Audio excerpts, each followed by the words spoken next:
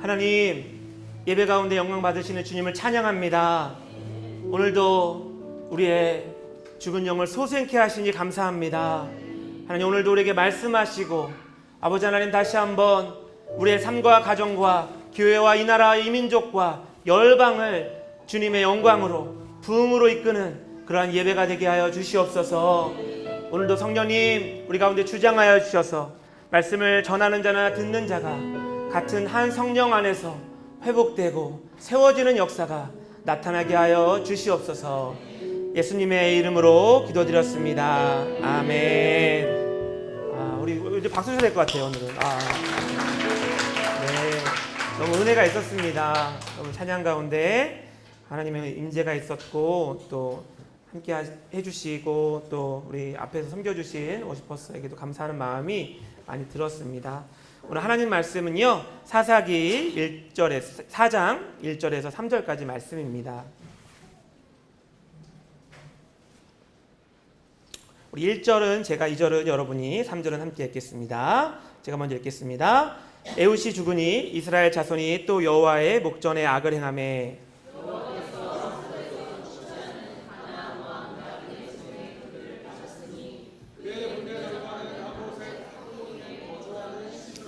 삼 절 함께 읽겠습니다.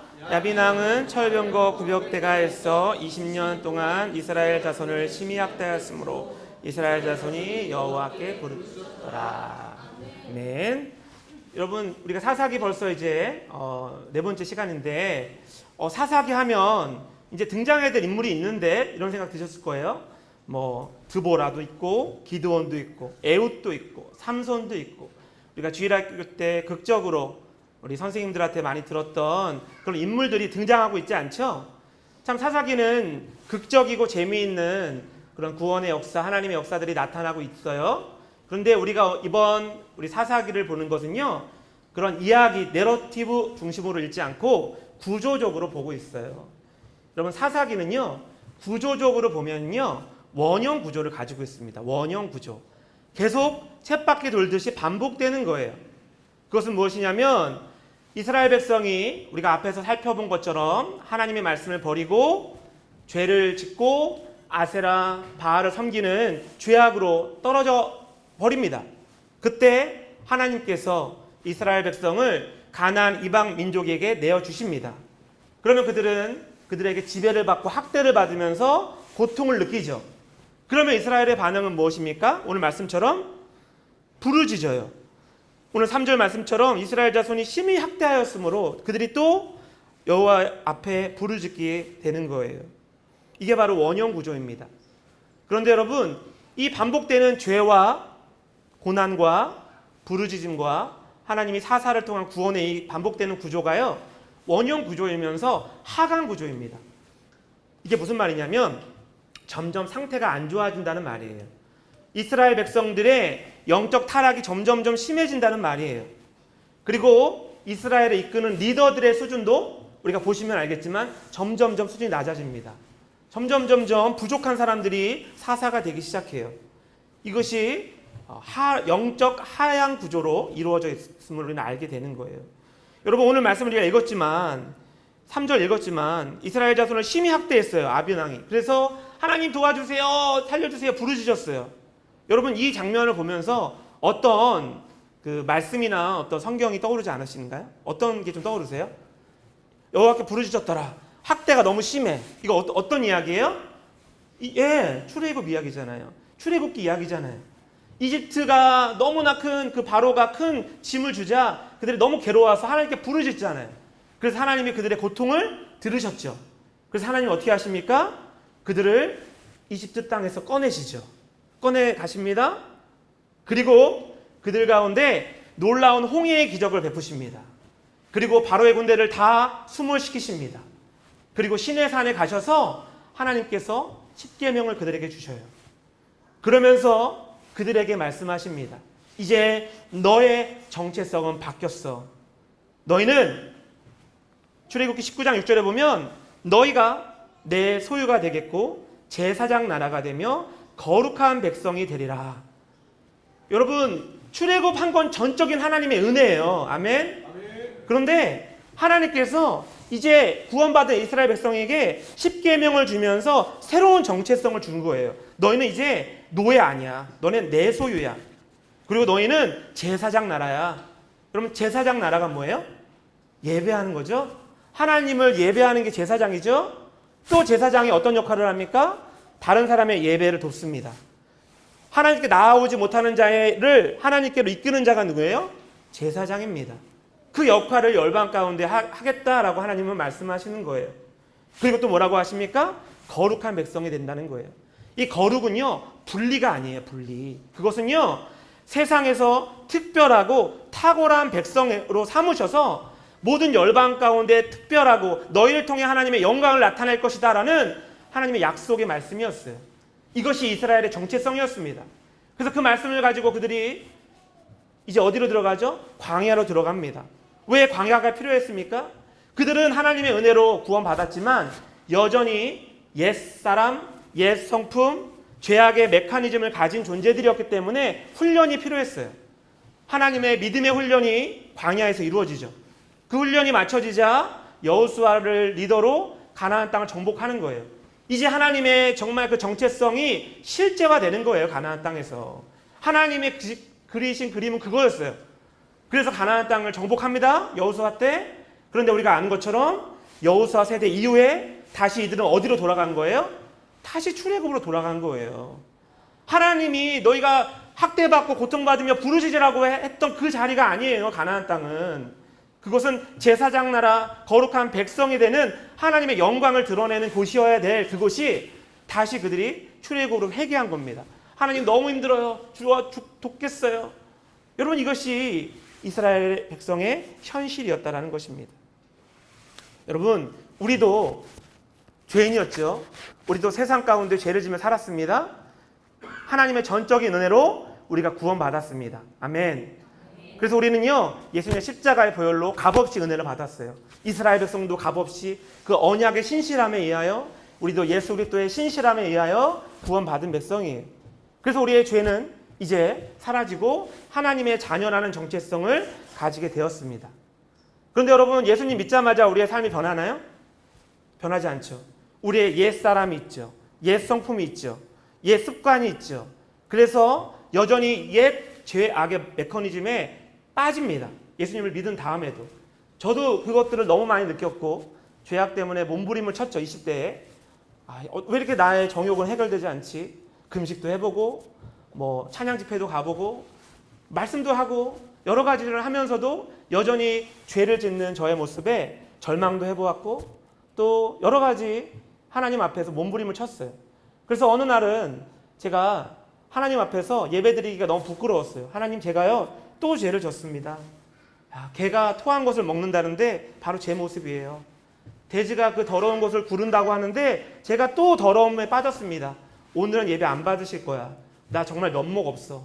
그래도 예배는 가서 하나님께 예배해야지 라고 20대 때 모습이에요. 그때 예배를 갔는데 어느 때보다도 하나님이 제가 그 마음으로 갈 때 은혜를 주시는 거예요. 제가 뭐 엄청 울었죠. 하나님 이런 저도 사랑하세요? 이런 은혜를 주세요?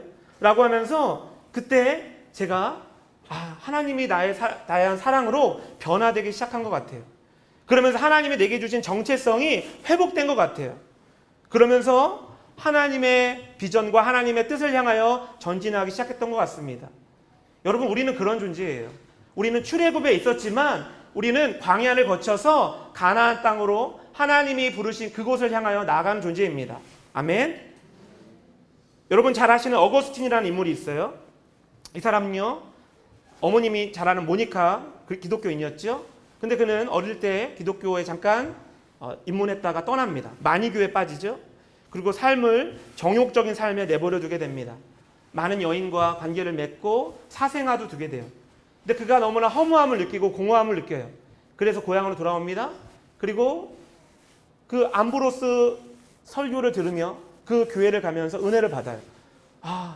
하나님의 사랑, 하나님의 은혜 너무나 감동을 받아요. 그런데 다시 돌아오면 자신의 삶의 구조는 뭐예요? 그 정욕된 삶의 구조인 거예요. 이게 너무나 해결이 안 되는 거예요. 여러분 어거스틴이 갑자기 예수님 믿은 게 갑자기 막 성자가 된 게 아니에요. 그런 과정이 있었어요. 죄악에 몸부림치고 넘어지다가 그가 어느 날 한 아이들의 노랫소리를 듣죠. 집어들어라 집어들어라. 근데 그 죄악으로 몸부림치고 괴로워하는 그때 그게 하나님의 음성으로 들려요. 그래서 자기 앞에다 성경책을 펴죠. 그때 딱 성경을 딱 폈을 때 어떤 말씀이 나오죠? 로마서 13장 14절. 그리스도로 옷 입고 정욕을 위하여 육신의 일을 도모하지 말라. 이 말씀 앞에 그가 무릎 꿇습니다. 그리고 그의 정욕된 삶을 버립니다. 자신의 그 정욕된 삶으로 돌아가지 않고 하나님께 온전히 자신을 헌신하는 삶으로 들어가게 돼요. 그래서 어거스틴이 여러분 무엇이 됐죠? 그렇게 정욕된 삶을 살던 어거스틴이요, 가장 위대한 교부가 됩니다. 로마 제국이 막 무너질 때 로마 제국이 막 침입을 받아 무너지고 있었어요. 그래서 로마의 신들을 모셨던 사람들이 기독교인들을 비난했어요. 야, 너네 기독교로 국교화했더니 로마가 지금 이방민들이 침입하고 있고 너네 기독교 때문에 그런 거 아니야? 우리가 제우스 신과 아폴로 신의 제사를 멈춰서 이런 재앙이 왔어 라고 하면서 기독교인을 비난할 때 어거스틴이 하나님의 나라와 이 제국의 나라는 다른 것이다. 하나님의 나라는 영원한 나라이고 사랑의 나라이고 이 제국의 나라는 탐욕의 나라라는 것을 분명히 선언하는 하나님의 도성이라는 책을 통해서 그 시대를 변증해요. 교회를 보호합니다. 여러분, 정욕된 삶을 살던 어거스틴이 그 죄악을 끊어내고 어디로 갔다고요? 하나님의 크신 일을 감당하는 하나님의 사명자가 되었다라는 거예요. 여러분, 우리는 어떻습니까? 우리의 삶은 어때요? 여러분의 삶은 죄악된 구조에 반복된 사사기의 삶입니까? 아니면 하나님께서 거룩한 나라, 제사장 나라에 되는 그러한 하나님의 사명자의 길이십니까? 그것이 우리에게 구분되어야 될 줄 믿습니다. 여러분, 베드로전서 2장 9절을 함께 보려고 하는데요. 이 정체성은요, 신약에서도 동일하지만 조금 확장되어 나타나게 되는데요. 우리 베드로전서 2장 9절 말씀을 함께 읽어보겠습니다. 시작.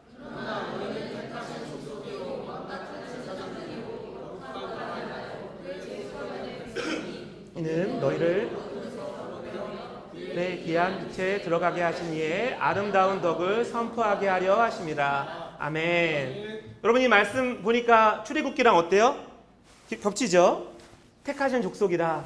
그런데 제사장 나라가 아니라 뭐예요? 왕 같은 제사장이다 라고 말하고 있어요. 그리고 그의 소유된 백성이니 너희는 귀한 빛을 선전하려 선포하려 하심이라. 조금 더 구체적으로 말씀하고 있어요. 여러분, 왕 같은 제사장이라는 말은 무슨 말일까요? 왕이면서 제사장이래요. 하나님을 예배하는 예배자이면서 또 다른 영혼들을 주님께로 이끄는 예배로 이끄는 자이면서 동시에 왕이래요. 이게 어떤 의미입니까? 하나님의 통치가 임한다는 것입니다. 아멘. 여러분, 예수님을 믿으면요, 우리의 마음이 누가 다스리는 거예요? 하나님의 말씀이 다스리고 성령이 다스리게 되십니다.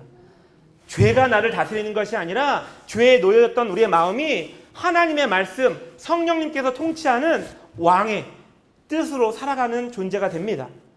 이것은 여러분 가정에도 마찬가지입니다. 우리 가정이 예수님을 믿게 되면 가정 가운데 하나님의 통치가 임하게 됩니다.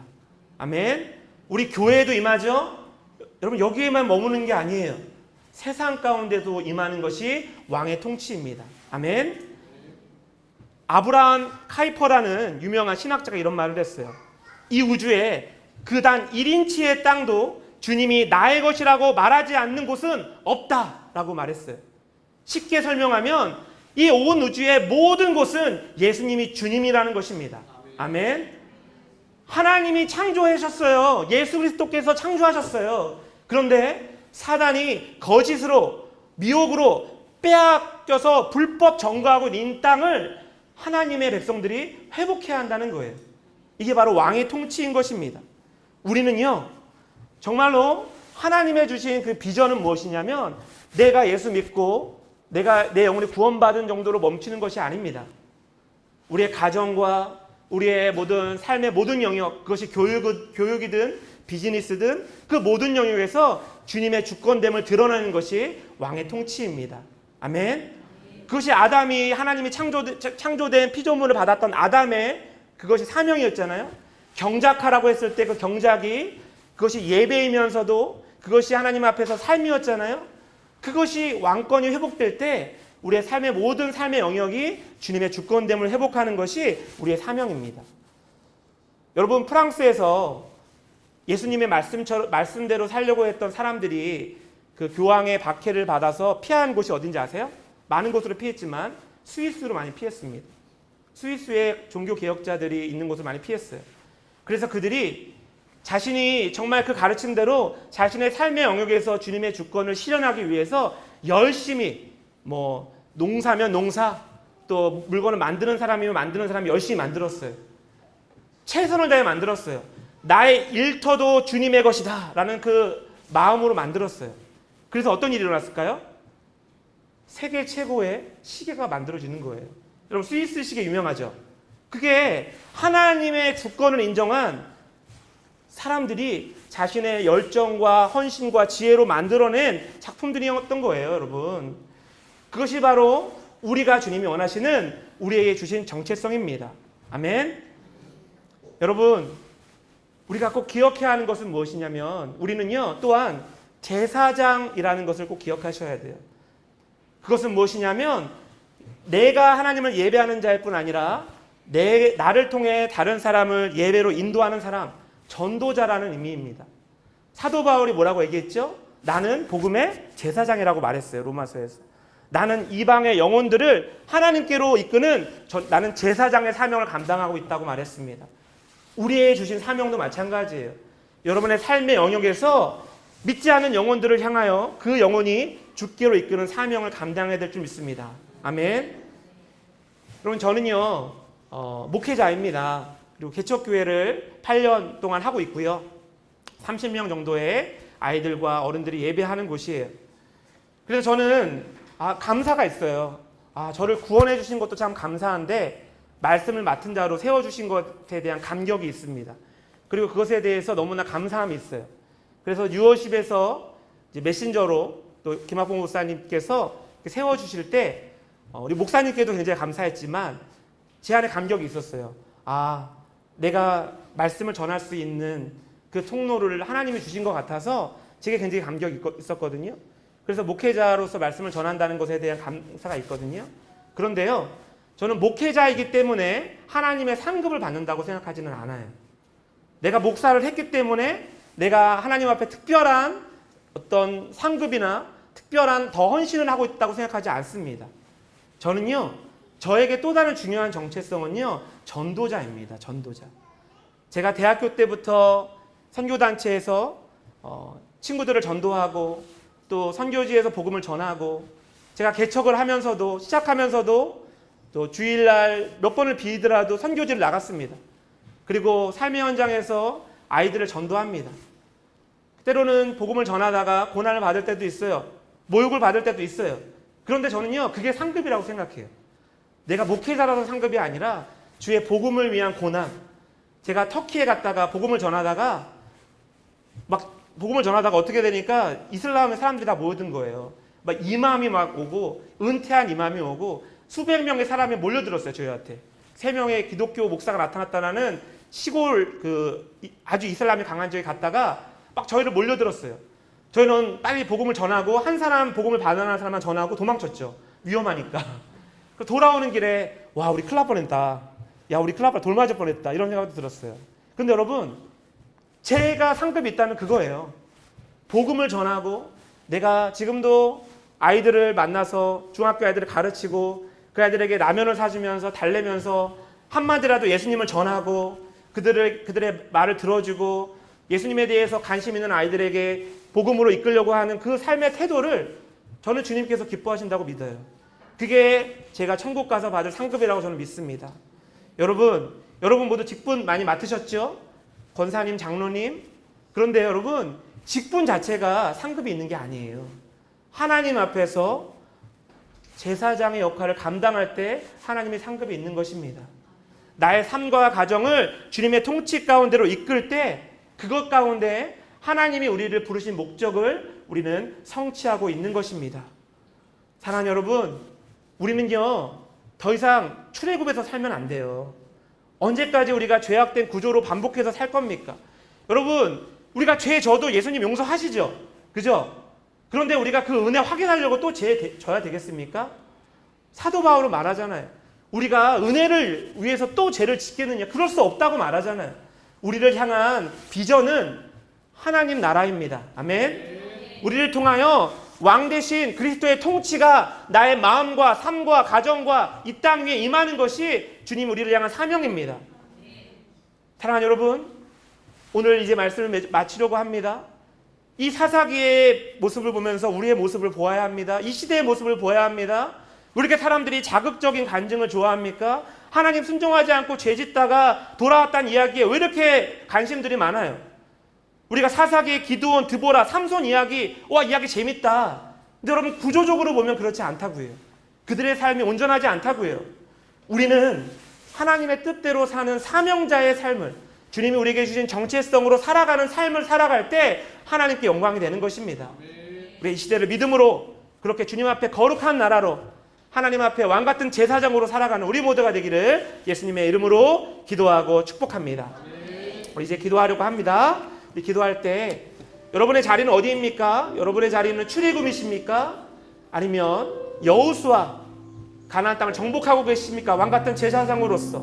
아니면 한때는 사명자였지만 다시 출애굽으로 돌아가 주님 부르짖고 내 죄악에 빠져서 해결되지 않은 문제 때문에 여전히 헤매고 있는 사사기의 삶을 살고 계십니까? 여러분, 우리는 부흥으로 나아가는 것은요, 하나님의 사명자로 산다는 것입니다. 나를 통해 하나님의 통치가 임한다는 것입니다. 나를 통해 모든 이 땅의 영역이 회복되는 것입니다. 그게 부흥입니다. 그것이 회복되어야 합니다.